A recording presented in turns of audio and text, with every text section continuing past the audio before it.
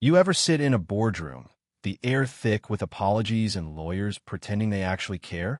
That's where I found myself 6 months after the flight that changed everything. Sitting there in my dress blues, medals catching the light, Atlas lying like a perfect soldier at my side. The airline CEO, trying to sound sincere, announced a $2.8 million settlement, promising sweeping reforms and sensitivity training across the board. But honestly, it was never about the money. Not for me. If you've ever seen justice come crawling out of a corporate conference room, you'll know it rarely looks like victory. Let me take you back. Flight 447 from Atlanta to Seattle, just another trip for most people, but for me it was a test. I just retired from the Army 12 years, 3 tours in Afghanistan. Lost a lot over there, including the brotherhood and structure that kept me grounded. My sister Maya was getting married, and she wanted her big brother there whole. That's why I brought Atlas, my service dog, my lifeline. He wears his vest proudly, and if you know what PTSD is, you'll get why I need him. Atlas can read me better than any therapist, knows when I'm about to hit that cliff edge long before I do.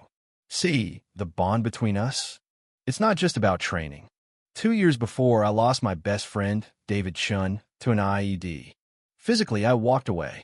Inside, I never really left that road in Afghanistan.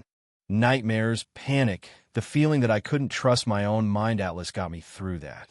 He's not just a dog.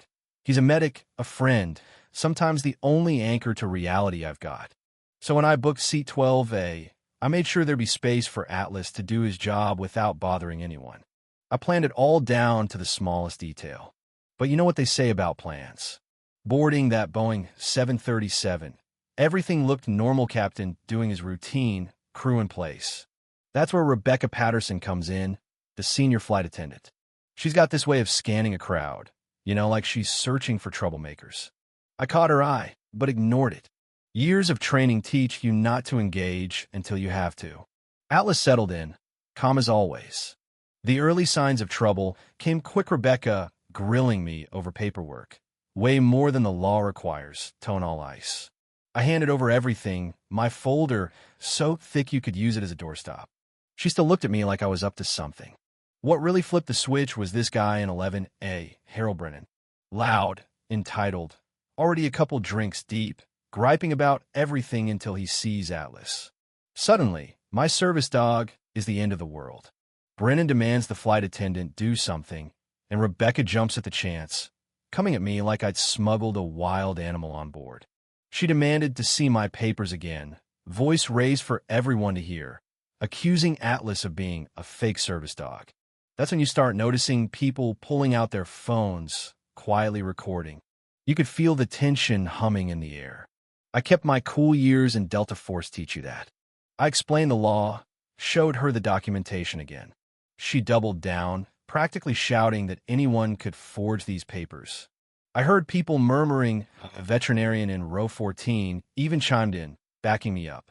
Rebecca didn't care. She ordered me to move to the back of the plane first class. She said, "Isn't for pets." That's illegal, by the way, but at this point she'd gone off script. Atlas pressed closer, sensing my stress. That dog was working overtime, steady as a rock, keeping me from spiraling. Rebecca saw him shift and claimed loudly that he was getting aggressive. Her ignorance wasn't just offensive, it was dangerous. Now, the twist. Carlos Martinez, the supervising flight attendant, tried to de-escalate, pointing out that everything was in order.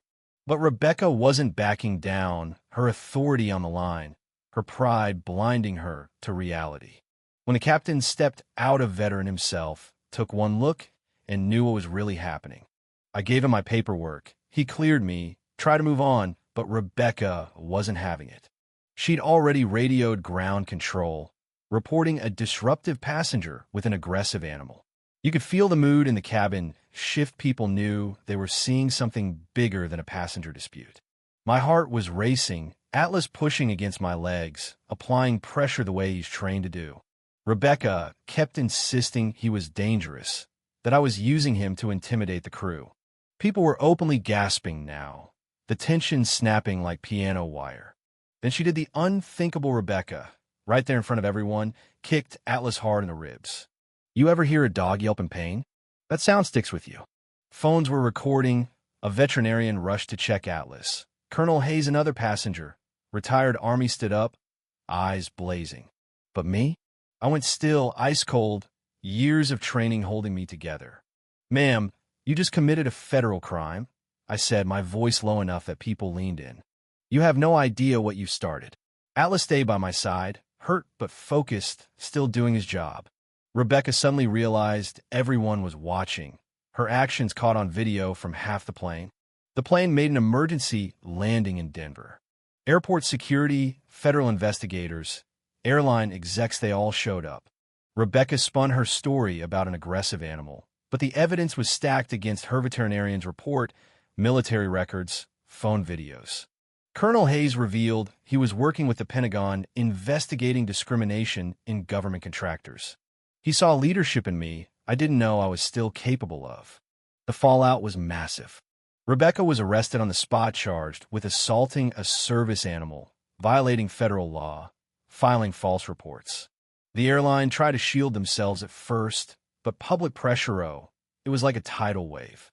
Social media exploded, news channels ran the story on a loop, and disability advocates, veterans groups, civil rights organizations all demanded answers. But here's the real twist. Turns out Rebecca had a long history of discriminatory complaints, always swept under the rug by the airline. Supervisors testified that she'd targeted minority passengers and questioned service animals before.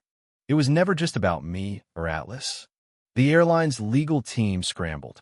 In the end, I settled for $2.80 million, but more important, they fired Rebecca, rolled out new sensitivity training, and faced a federal investigation into systemic discrimination.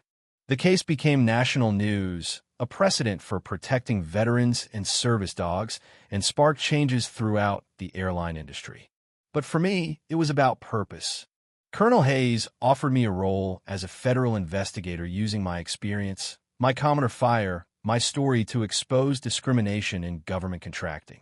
Atlas healed up back at my side, and we started investigating cases where veterans and minorities were being pushed out or mistreated in critical industries.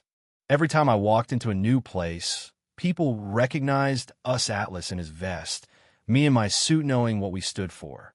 My sister's wedding became a celebration not just of her new life, but of second chance off, fighting back with dignity, of standing up for what's right even when it costs you.